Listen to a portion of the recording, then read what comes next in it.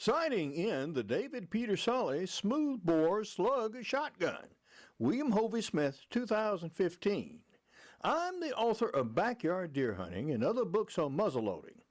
And here is where I actually load and sight in this Davide Pedersoli 12-bore slug shotgun. Now I'm laying out my stuff right here. And so what you see here are wads as well as a pre-lubricated patching material and supplies that I was able to bring from the States. Now I actually had to buy the percussion caps and powder there in South Africa, because fact is you cannot fly with percussion caps and black powder. More. Now this black powder was different from what I had been accustomed to using. This was in fact a Wano, W-A-N-O, German-made black powder. So, wow, I had to use more of it, actually 150 grain load, to reach the same velocities and shoot to the same point of aim as the load that I used in the U.S., which was 120 grains. So, wow, that's a considerable increase. And what I'm doing right now is tamping down the charge.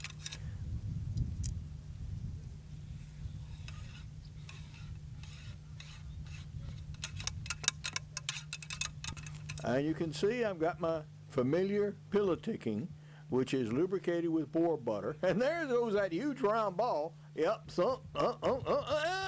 yep, there it goes. And cut off with a Camillus lever lock pocket knife, which I was able to take with me in my checked baggage. Don't forget and keep this in your pocket or they'll take it from you. And here I actually rammed down the ball.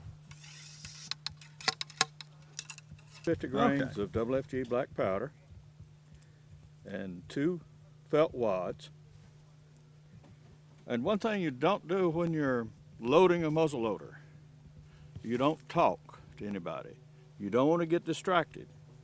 Particularly with a double barrel gun, you must make sure that you don't double load a barrel. So it's always wise to check with your ramrod to make sure that your load is in the right barrel. And you mark your ramrod. You can see how much space in the barrel the load takes up. That's approximately 3 inches. And in the empty barrel, the ramrod only stands out about 1 inch.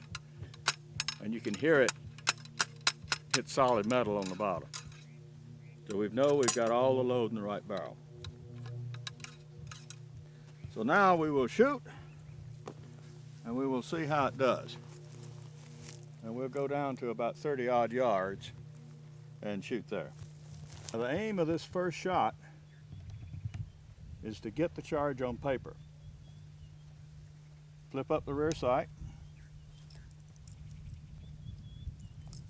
recap,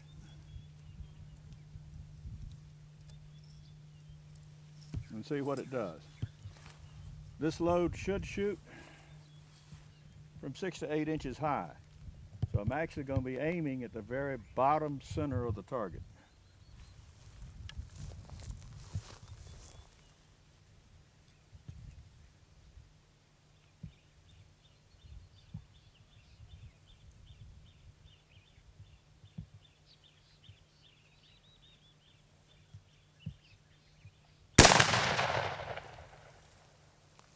Okay, let's go down and see.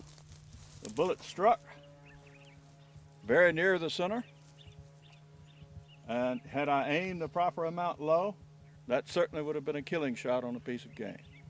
The load felt good, developed the right amount of recoil, and acted like the same load I'd shot at home, but using a different powder.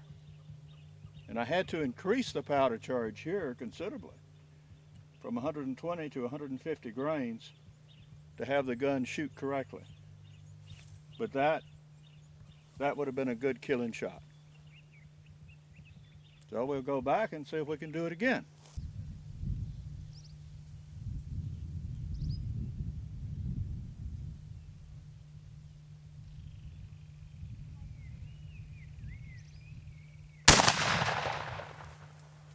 dead center, bullseye. Now the fact that it took out the bullseye is not nearly as significant as the distance in the grouping. This is approximately 1.5 inches. So that means that the bullets will fly within 1.5 inches of the point of aim for an offhand shot at approximately 30 yards. And for a smoothbore with no rifling, that's good shooting.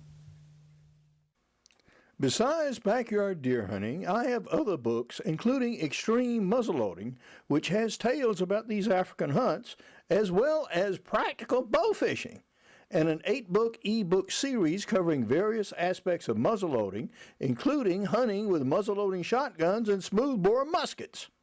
I have a new series of business books in the Profit series, and these include ideas for new businesses, and here's a little blurb about me and about the book.